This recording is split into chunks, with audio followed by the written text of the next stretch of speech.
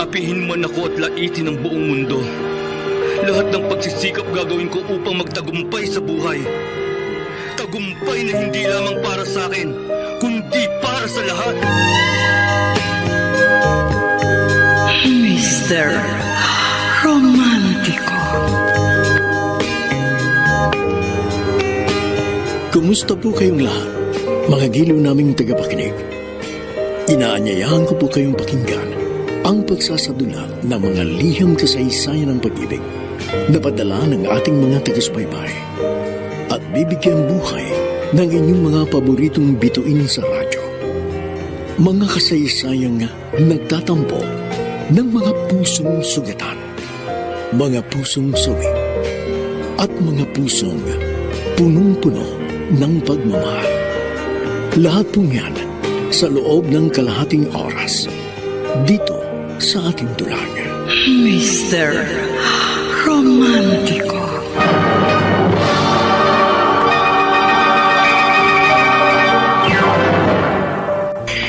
Joel, Natalie, hindi na ba kayo naawa kay Juan? Mami, ano po bang problema?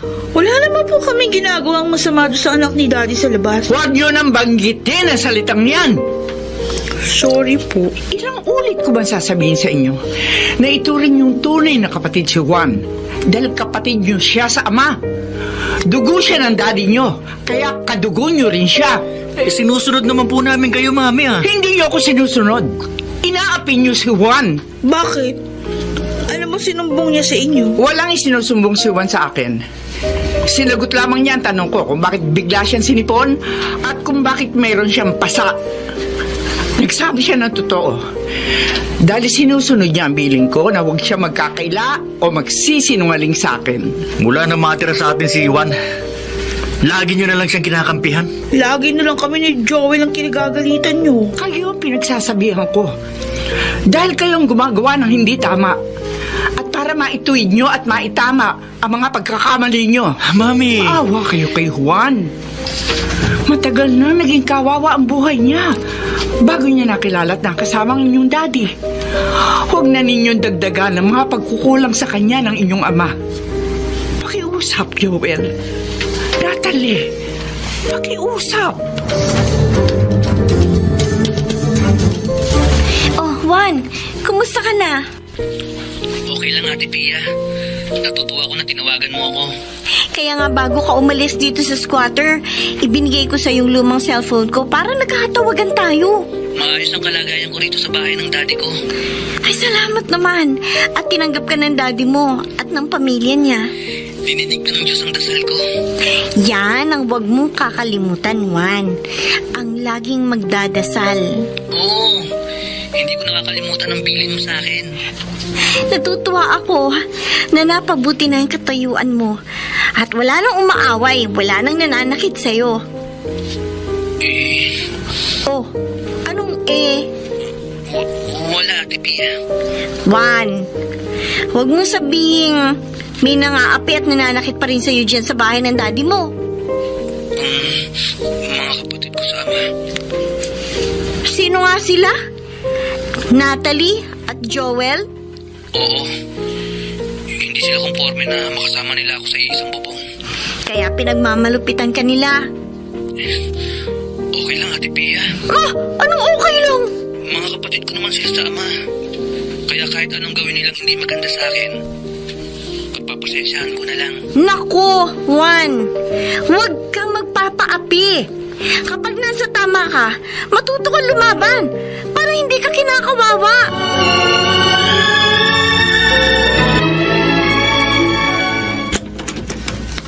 Oh, Bert, kumusta ang paghahanap mo ng trabaho? Inaalat ako, Norma. Inaalat? Kahit saan ako magpresenta, hindi ako matanggap. Talaga mahirap makatagpo ng trabaho ang gaya mong walang mataas na pinag-aralan. Kaya wag kang mamili ng trabaho, kahit construction pasukin mo. Hindi yan ang nasa utak ko. Bakit pa ako magpapakahirap? Pwede namang magpakuya-kuya-kuy na lang tayo rito sa bahay. Anong ikabubuhay natin, Aber? Anong ginagawa ni Juan? Pinalayas na natin ang anak ko. Kahit hindi natin siya kasama, pwede natin siyang maging palabigasan dahil mayaman ang pamilya ng kanyang ama. Tatawagan ko si Juan. Hihingi ako sa kanya ng suporta sa atin. Mabuti kung inaabutan siya ng pera ng daddy niya. Kung hindi siya inaabutan ng pera ng ama niya, o edi, nakawan niya para sa atin. Ano? Tuturuan mong magnakaw si Juan?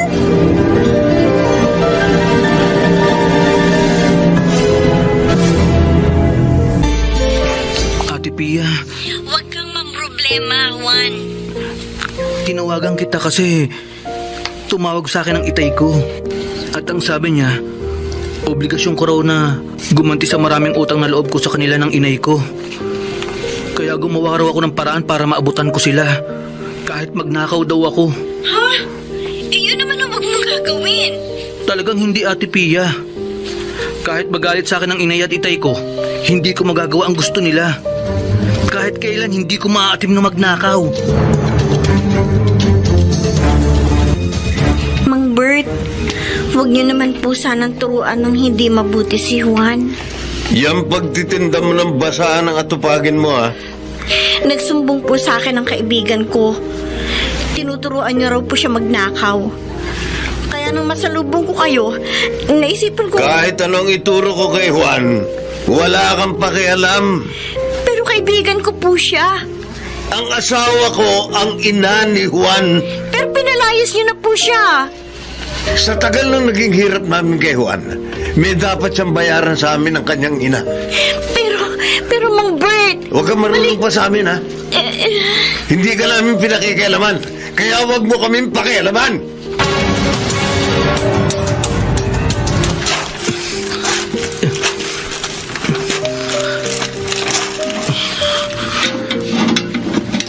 Juan, Ate Natalie, Di ba inutusan kita? Sabi ko, magwalis ka ng mga tuyong dahon doon sa bubungan. susundin naman kita eh. O bakit nandito ka sa labas ng gate? Inutusan kasi ako ni Kuya Joel na unahin kong bungkalin ng paligid ng mga halaman. Gunggong! Aray ko! Hoy! Bakit sinampal mo si Juan? Ate Pia, At sino kang makikialam sa akin? Kaibigan ko si Juan, kaya dadalawin ko siya. At kaya hindi ako papayag na apihin mo siya. Ate Pia, siya si Ate Natalie. Siya ang panganay na anak ng daddy ko. Kahit sino pa siya, Juan. Hindi tama na basta sasaktan ka na lang niya. Sobra siya. Hindi ko mo anak mayaman siya, mang-aapi na siya. At ikaw pang kapatid niya, ang sasaktan niya. Eh, gaga ka pala eh! Naman gaga! Huwag mo ako pandinabi, ano? Aray ko! Hindi lang ikaw ang marunong manampal! Ate Pia! Uy! Ate Natalie, tama na! Awa na! Tama na! Pera ka!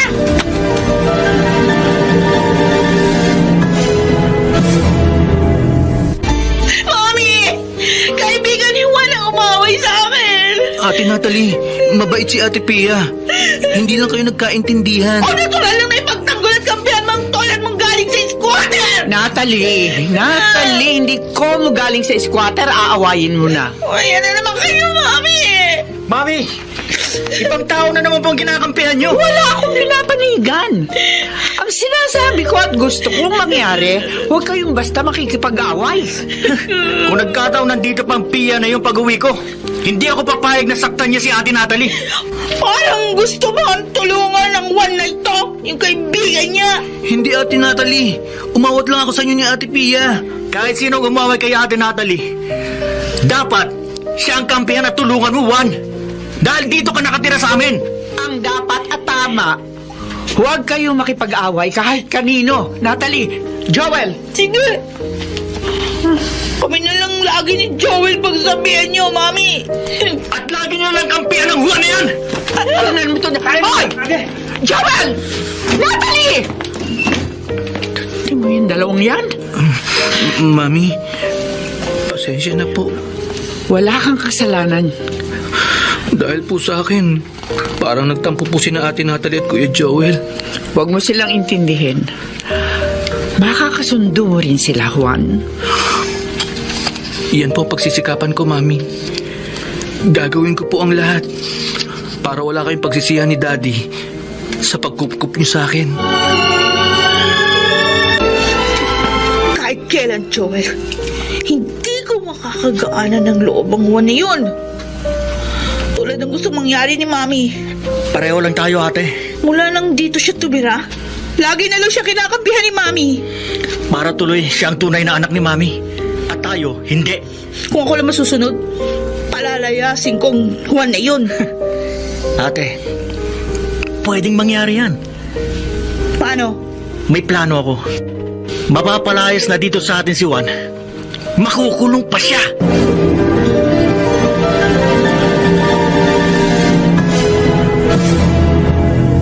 Ano? Juan?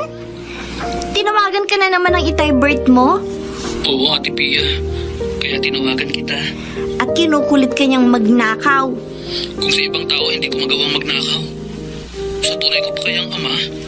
Kahit kulitin ka niya ng kulitin, ha? Huwag mo siyang sundin. Kung pwede nga lang na huwag siyang sagutin kapag tumatawag eh. May paraan para hindi ka niya makulit pa. Anong paraan, Ate Pia? Eh di magpalit ka ng SIM card ng cellphone mo. Sige, susundin kita. Pero, ipaalam mo sa akin ang bagong SIM card mo, ha? Para magkatawagan pa rin tayo. Oo naman. Ate Pia, sige na kasi maglilinis pa ako ng banyo.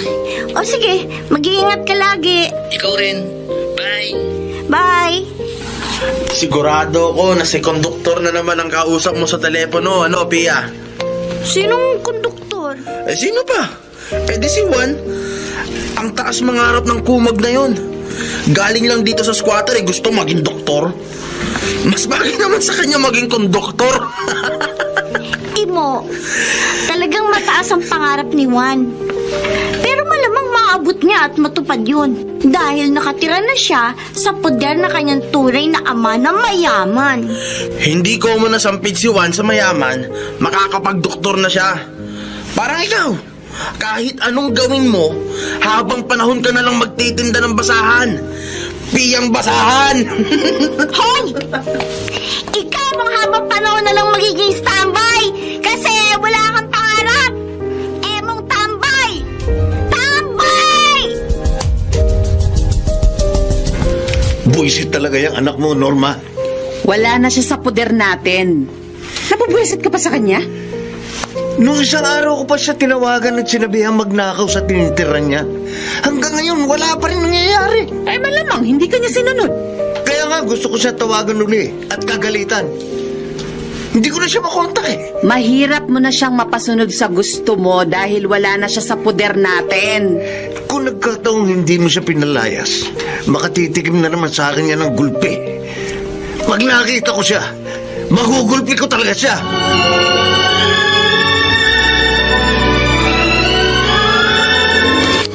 Juan, kunin mo. May ipabibili po kayo, Mami? Wala. Bakit niyo po ako inabutan ng pera? Para sa'yo yan. 1,000 po ito. Pambili mo ng gusto mo. Salamat po, Mami. Oh, bakit ka napaluha? Kasi po, ngayon lang po ako nakahawak at nagkaroon ng ganitong kalaking pera. Maraming salamat po, Mami. Walang anuman. Naisip ko lang abutan ka para makabili ka naman ng gusto mo para sa sarili mo. Mami, hindi po ako bibili ng para sa sarili ko. Ha? Aanin mo yung pera? Ibibigay ko po sa nanay ko. Oh, Juan. Kahit po wala na ako sa poder nila ni Itay Bert, gusto ko pa rin po silang tulungan. Gaya po ng dati. Kasi kawawa po sila. Madalas wala po silang pera. At madalas wala po silang makain. Napakabuti mo, anak, Juan. Napakabuti ng iyong puso. Sa bait mong yan, malamang maging maamo sa iyo ang magandang kapalaran.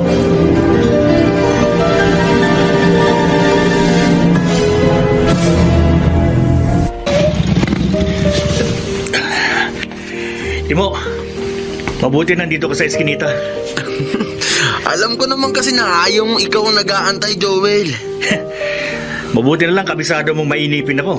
Paano hindi kita makakabisado? Matagal tayong magkatropa. Alam kong madalas kang hindi pumapasok sa eskwela mo eh. O siya nga pala, ito order mo. Uy, okay ah. Ayos ang isang bungkos ng marijuana ito ah. Ubos mo na ba yung huling in-order mo sa akin? Di pa. Di naman para sa akin to eh. Para kanina yan. Kay Juan. Naturuan mong umiskor ang kumag na yon? Hindi. O alam ko kasing hindi nagbibisyo yun. Bakit mo siya in-order ng damo? Gagamitin ko ito para mapalaya siya sa bahay namin.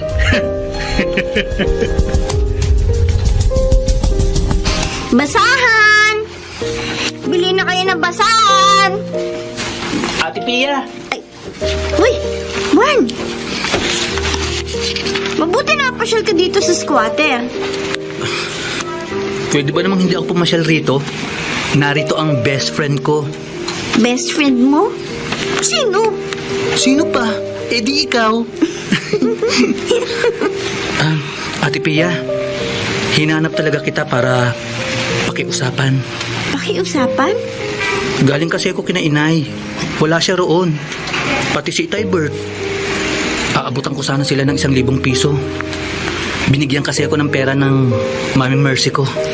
Alam mo, Juan, kung ako ikaw, hindi ko nabibigyan ng perang nanay mo at ang asawa niya. Eh kasi, uubusin lang nilang pera sa kanilang mga bisyo.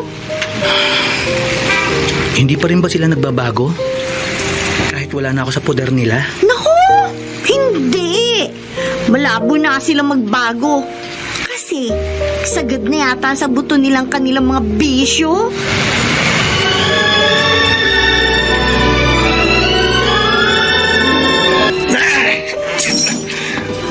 Bert! Magang-umaga, nabuburyong ka. Kasalanan ng Flora na yan, Dado. Ayaw na akong pautangin eh. Kasi hindi pa raw ako nakakabayad sa nautang ko dito sa tindahan niya noong nakaraang araw. Hindi ka lang napautang, nagwawala ka na. Natalsikan tuloy ako ng bubog ng boteng ibinato mo sa kalsada. Ungas ka. Oy, Dado, huwag mo akong matawag-tawag na ungas, ha? Baka kahit magkalugar tayo, masa pa kita. O subukan mo kung kaya mo. Naghahamong ka pa, ha? Lagpas ang suntok mo. Ganito ang tamang pagsuntok.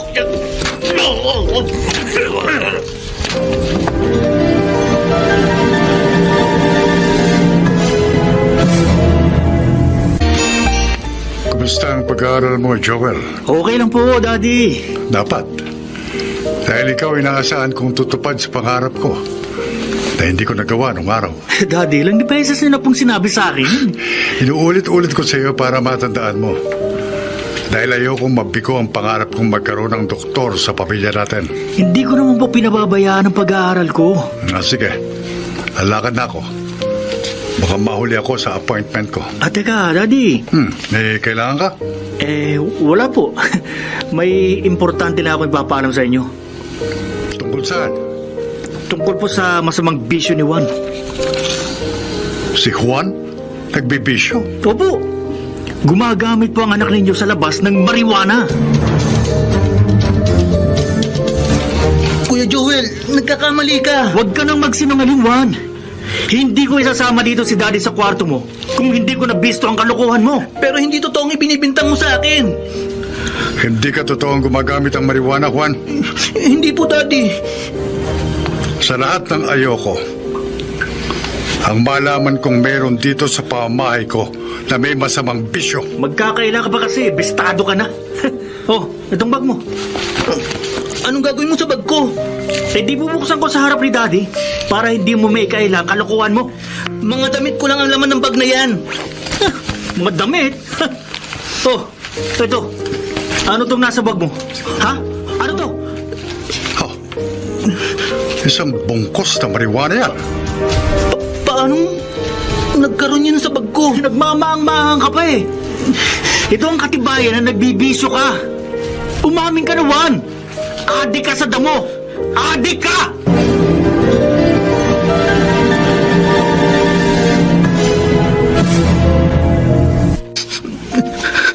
Huwag kang kang umiyak, Juan.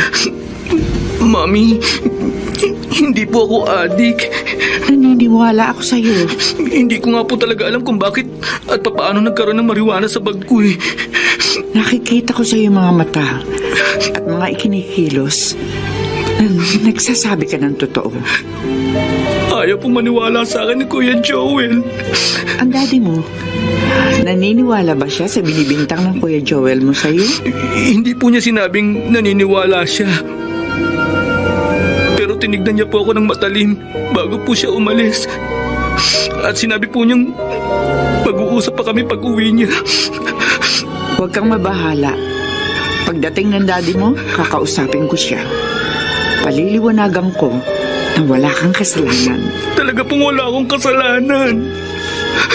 Wala po akong ginagawang masama, Mami. Hindi po ako nagbibisyo. At hindi ko po magagawang magbisyo kahit kailan.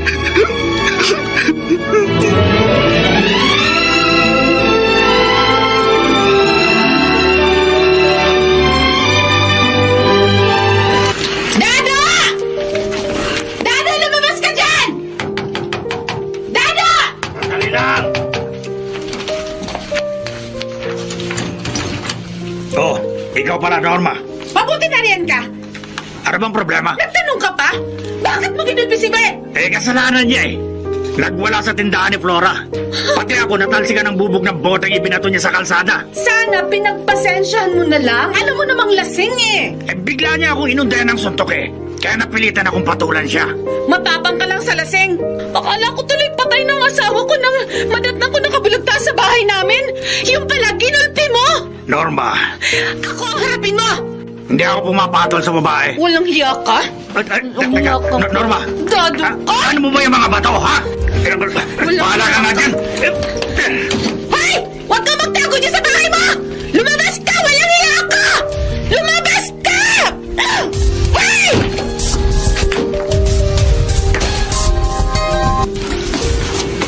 Oh, Joel! Bakit lukot na naman itsura ng mukha mo? Ate Natalie, hindi ko naman maintindihan si Daddy.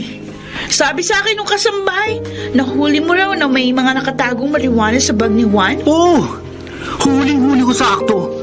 Kitang-kita ko rin si Daddy nang ilabas ko sa bag ni Juan ang isang bungkos ng marijuana. Pero wala siyang ginawa.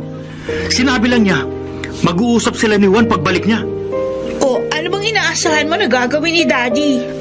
Sabi niya sa akin, nung minsan nagsumbong sa kanya si Mami na gumagamit ako ng damo, na sa lahat ng ayaw niya, ay magkaroon siya ng pamilya sa bahay na ito na may masamang bisyo. Oo nga, narinig ko nga sinabi niya yan. Pinagbanta pa niya akong kapag hindi ako tumigil sa pagbibisyo, hindi niya ako kukonsentihin. Baka palayasin niya pa ako. Baka ipakulong niya pa ako. At hindi niya yan ginawa kay Juan. Hindi. Oo. Kaya nga nagingit-ngit ako eh. Joel. Ate, paano kaya natin mapapalaya si Juan dito sa bahay natin? Paano?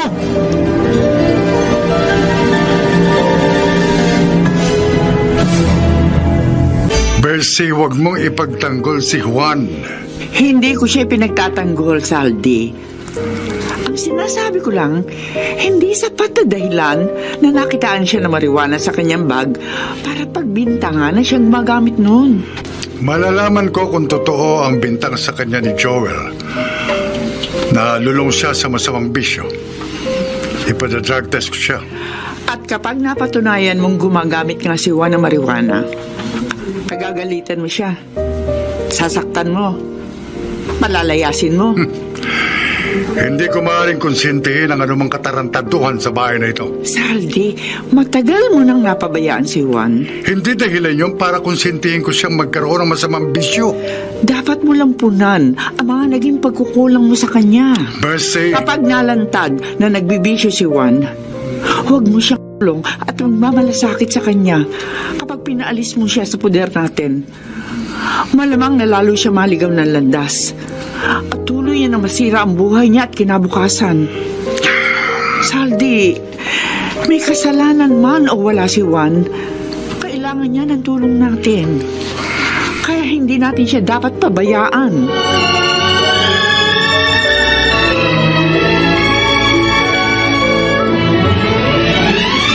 Aling Norma? Hindi ako bibili ng basahan, Pia. Hindi ko naman po kayo halokin bumili ng basahan. May iaabot na po ako sa inyong pera na pinabibigay ni Juan. Pera? Pera? Po. Ay, asan? Magkano? Eto po. 1,000 po yan. Akin na. Kailan pa ba ibinigay ito sa akin ni Juan? Kamakalawa pa po. Bakit ngayon mo lang inabot sa akin? Ngayon ko lang po kasi kayo nakitang wala sa sugalan. Oy, Pia. Uli-uli ha. Kapag may ipinibigay sa'yo si Juan, ibigay mo kaagad sa akin. At sabihin mo sa kanya, idiretso na niya pagbigay sa akin. Huwag nang ipadaan sa'yo. Kasi ano po? baka tiyaniin mo pa.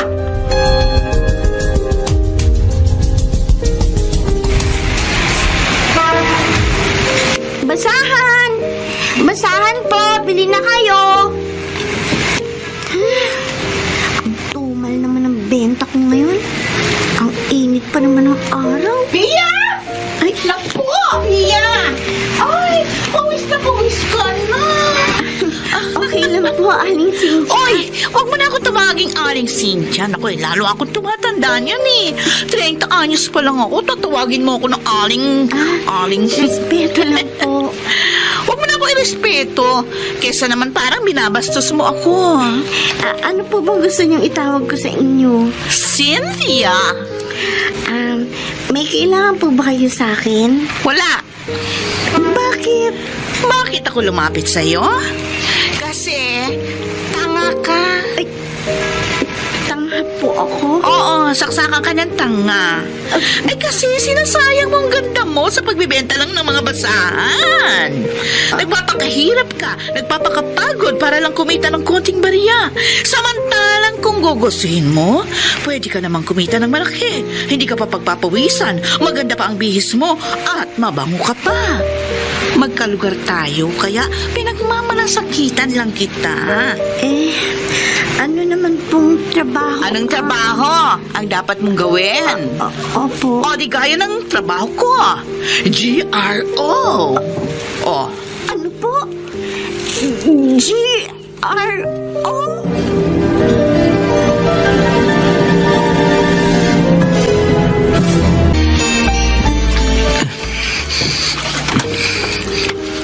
Pagbutihin mo paglilinis sa 3 kotse, Juan. Oo, Kuya Joel. pagkatapos maglinis sa mga sasakyan, tanggalin mo yung mga tuyong dahon doon sa tubig na swimming pool. Oo, Ate Natalie. Isunod mo na yung pagdidilig ng mga halaman sa loob at labas ng bakuran, ha? Tapos, linisin mo yung buong bahay. Huwag mong kalilimutan gawin araw-araw ang mga iniuutos namin sa'yo. Hindi, Kuya Joel. Kapag may nakalimutan ka o hindi mo nagawa ng maayos, hindi ka namin papakainin. Naintindihan mo? Naiintindihan ko, Ate Natalie. Kung makasagot, parang tupang maamo. Pero nasa loob naman yung kulo. Pero kapag pinadrug test ka ni Daddy at lumabas sa positive ka sa paggamit ng marijuana, patay ka. Malamang, may tama ka kay Daddy. Malamang ipakulong ka pa niya. Tawa lang namin ni Joel kapag nakulong ka. Sana nga makulong ka para mawala ka na rito. Kumukulo ang dugo namin ni Ate Natalie kapag nakikita ka namin. Ika na nga, lumayo na nga tayo sa kanya. Baka mamay masira ng araw natin. Tara, ate. Baka hindi ako makapagpigil, maupakan ko lang yan. Diyan ka na, buwisit! Mag-asawang batok naman ang ipapatikin ko sa'yo. Tara na! Okay, ate. Nakatikim na sa atin ang buwisit na yan.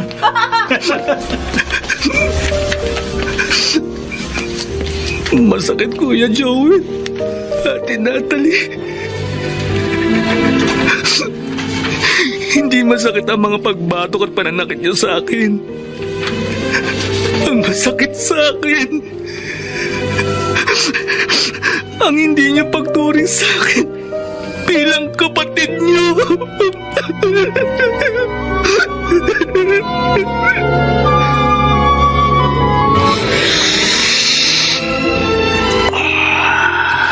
Joel, iba ka. Akala ko ba, Imo? Okay lang tumira dito ng damo sa squatter kahit may mga nakakakita. Oo nga. Halos lahat naman dito sa amin umi-score ng damo. At lang tarang tumitira ng kung ano-anong droga. Walang pakialamanan dito. Anong iba ako ang sinasabi mo? Sa sarap ng pag-hit-hit mo ng damo, dapat nasisiyahan ka. Nasusolve ka na. Solve naman ako sa ginagawa ko. Bakit sa lubong ang mga kilay mo? Alam mo kasi, hindi nangyari yung mga plano ko. Tinaniman ko ng marijuana ang bag ni Juan. Hindi pa rin siya napalaya sa highball namin. Kaya busit na busit ako eh. Laging nasisira ang araw ko kapag nakikita ko siya. At kahit maalala ko lang siya. Ang kapatid mo pala sama ang problema mo.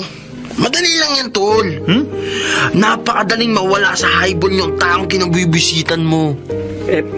Paano? Ipasalvage mo!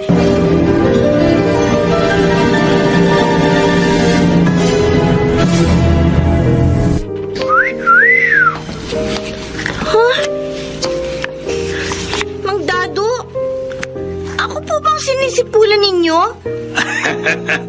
Ikaw at wala nang iba, Pia. Huwag niyo naman po akong ganyanin. Ay, bakit naman? Masama bang hangaan kita? Kahit 16 anos ka pa lang, parang dalaga ka na. Maganda at sexy. Hindi naman po ako aso para sipulan ninyo. Nakakabastos naman kayo. Hindi kita binabastos, Pia. Pinaparamdam ko lang sa'yo na tama ang narinig kong sinabi sa'yo ni Cynthia. Ang kalugar nating GRO. Huwag mong sayangin ang ganda mo sa pagbebenta lang ng mga basahan. Tumulad ka sa kanya. Magtrabaho ka rin sa beer house para kumita ka ng malaki. At sinisiguro ko sa'yo, hindi ka masisiro doon. Ako ang unang-unang magte-table sa'yo. Magiging suki mo akong customer na laging magbibigay sa'yo ng malaking tip. Kung hindi lang ako nagtitimpi, baka masampal ko kayo. Isip pa kayo. Kayo. Kapag nagagalit ka, Pia, lalo kang gumaganda at sumisexy. Nakakagigil ka.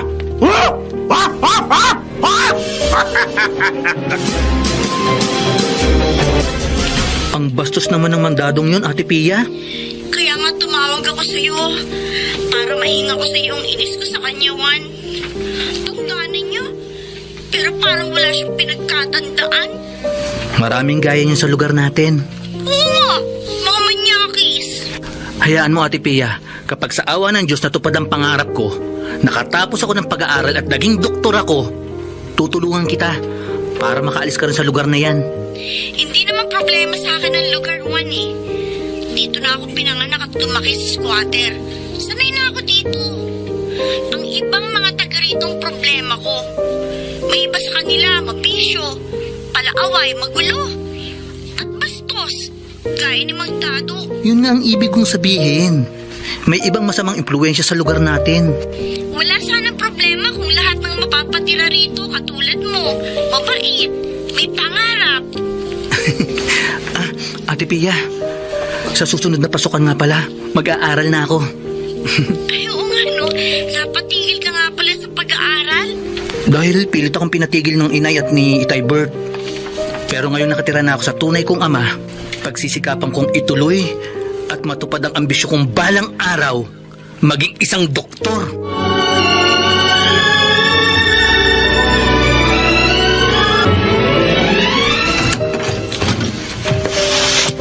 Itay, Buti dumating kawan. ano po? Huwag ka na magmano. Hindi naman kita sinanay sa ganyan. Lagi mong ginagawa. Nakasanayan ko na po kasi magbigay galang sa inyo at sa kahit sinong nakatatanda po.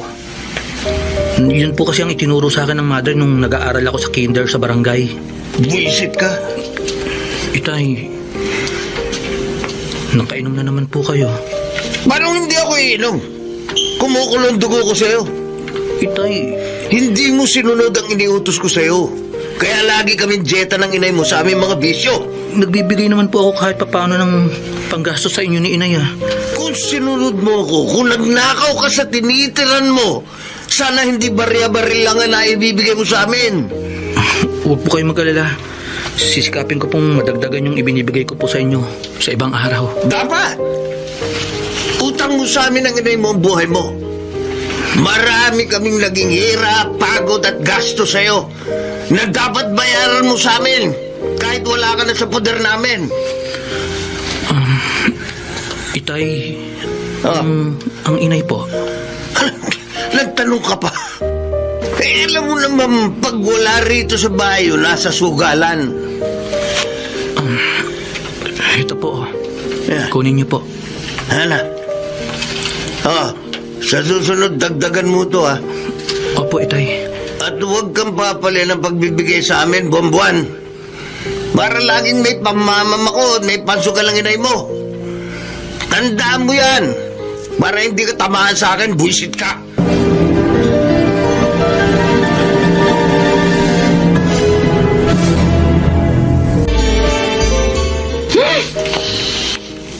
Ate, nakasimangot ka na naman. Ay, naku, Joel. Umagang-umaga, yung si Juan agad ang nakita ko paglabas sa kwarto ko. Nakasalubong ko sa kitchen. Tinanong pa ako kung gusto kong magkape, ipagtitimpla daw niya ako. Ako rin nga eh. Nung isang araw, nabuwisit na naman ako sa kanya. Di ko naman inuutusan pero ipinag-shake ako ng guyabano. Kasi nalaman daw niya, paborito ko yun. Di ko nga ininom. Ako, inisnab ko yung alok niyang pagtimpla ako ng kape. Eh kung ano nang gusto niyang gawin para ipagsilbihan tayo eh. Eh may mga kasambahay naman tayo, nagagawa na mga yun sa atin. Nagsisip-sip sa atin yung ogag. Kala yata niya, sa ginagawa niyang pagsisip-sip sa atin, magiging maamo na tayo sa kanya. Lalo lang ako nabubisit sa kanya. Ako rin. Hindi tama yung inaasal nyo kay Juan. Oh? Mami, ayan na naman kayo. Eh kumakampi na naman kayo sa buwisit na yun eh. Hindi buwisit si Juan sa bahay na ito. Mami, Mami, huwag kayong magalit sa amin ni Joel. Hindi ako galit sa inyo. Sa ginagawa nyo, sa inaasal nyo kay Juan ako nagagalit. Mabait naman si Juan, masipag. At mula nang dumating siya sa bahay na ito, nakikita ko ginagawa naman niya lahat ng pagsisikap para mapalapit siya sa inyo. Pero bakit hindi niyo siya makagaanan ng loob? Bakit hindi niyo siya matanggap na kapamilya? Kadugo niyo siya. Anak siya ng daddy niyo. Kapatid niyo siya. sorry po, Mami. Sorry po. Maawa naman kayo kay Juan. Tanggapin niyo na siya bilang kapatid niyo. Sorry, Mami, pero kahit anong sabihin niyo, hindi ko masusunod ang gusto niyong mangyari. Ako rin po, Mami. Natalie! Joel! Kahit magalit po kayo sa amin ni Ate Natalie, kahit saktan niyo pa kami, hindi namin matatanggap na kapatid si Juan na sampid lang sa pamilya natin. Hindi po kahit kailan.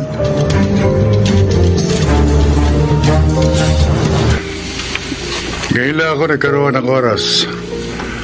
Kaya ngayon lang kita napa-drug test, Juan. Nakahiya po sa inyo.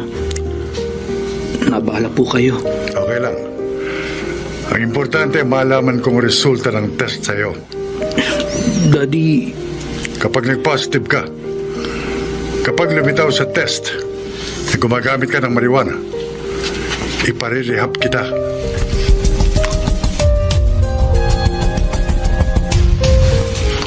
Cynthia! Yossi! Ay, salamat, Dado. Katatapos ko lang magpausok. Mukhang magpapa-take out ka na naman ngayon. Hindi. Parang may customer kang darating kaya nag-aabang ka rito sa kanto. Si Pia ang inaabangan ko. Ah, yung maganda na. Sexy pa. Oo. Ay, panalo siya sa mukha at katawan, ha? Kaya nga, kukumbinsihin ko sumama sa akin sa trabaho ko. Para kumita ka sa kanya. Ay, Dado na. Palibasa kasi laos ka na. Kaya mamumorsyento ka na lang sa iba. Hoy, hindi pa ako laosan, no? Basta naka-makeup ako at nagpabango na ako. Merong mga nagte-table pa rin sa akin. Uy, mga lasing lang yung mga yun. Uy, ano ba pakialam mo? Kahit mamorsyento ako kay Pia. Wala. Susulso lang pa kita na pagbutihin mong pagkumbinsi kay Pia na mag-GRO siya. Para naman matikman ko siya. ang dato! Aling Cynthia! Ah, Ang tatandaan nyo na, ang sasama nyo pa! ha? Hoy! Dumating ang kalugar natin. Nakapareho lang natin kukulo-kulo ang tiyan noon. Pero lumayas dito sa squatter dahil anak pala ng mayaman. Sa halip na mag-isip po kayo at gumawa ng maganda, para kahit paano maging maayos ang buhay nyo, nag-iisip pa po kayo ng hindi maganda sa iba. Lalo na po kay Ate Pia. O bakit? Ano ba pakialam mo? Kahit na mag-isip kami ng masama kay Pia. Oo nga, hindi ko naman siya kaano-ano. Kaibigan ko po siya. Kaya ayoko mapasama siya. Kaya pakiusap po, huwag niyo po siyang pag-isipan at pagbalakan ng hindi maganda. Huwag na huwag po. Matalag... Halika nga, tarantado ko. Halika. Tarantado! Itiwan niyo po ang kwelyo ko! Ikaw Tama, hindi mo kami pinalalamon ni Cynthia. Kaya huwag mo kami pagkasabihan. Ah. Huwag mo kaming pinangangaralan, ha? Yan! Sige, Dado! Sigurado ko bang gagawin yan! Gulpin mo, lumpukin mo pa!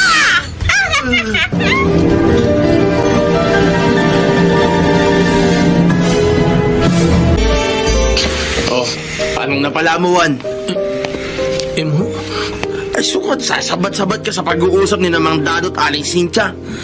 Pakikialaman mo sila. Eh, parehong harungas ang mga yun. Kasi muraan ka tuloy ni Mang Dado. Hindi ko sila pinakikialaman. Sinasabi ko lang. Nakikiusap lang ako sa kanila na huwag nilang pag-isipan ng masama si Ate Pia. Kahit pa pagbalakan nila ng hindi maganda si Pia, wala kang pakialam. Katulad ka rin ni Namang Dado at Aling Cynthia. Wala kayong pagmamalasak sa inyong kapwa. Kahit kalugar niyo, pinag-iisipan niyo ng masama. Anong klase kayong tao? Tago ka! Hindi lang kita babatukan! Tatadyakan pa kita sa sikmura! Aray ko! Ano? Lalaban ka? Sige, Juan, bumalag ka! At lalo kang masaktan! Laban! Hindi ako lalaban. Ayoko ng away. Sagana ka na sa pakikialam! Duwag ka naman pala! Duwag na magdudoktor ko, no! Duwag na akong doktor!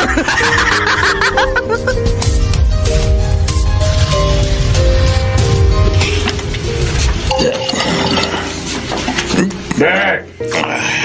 Nagsosolo ka. Dado, hayop ka. Oops, teka, kalma ka lang. Relax. Ginulpi mo ako nung isang araw. Eh, kasalanan mo rin naman kasi. Eh, sukat mo namang magbato ka ng bote sa kalsada. Eh, natalsikan ako ng bubog. Hindi pa ako nakakaganti sa'yo. Di naman ako lumapit sa'yo para mag-away tayo. Kalimutan na natin ang nangyari. Peace na tayo. Peace! At may iaalok ko sa'yo na siguradong magugustuhan mo. Ano? Dahil magkakapera ka. Anong iaalok ko sa'yo? Ha? Simple lang. Mag-tandem tayo. Mag-partner tayo sa pagnanakaw. Magnanakaw tayo? O, ano? Payag ka.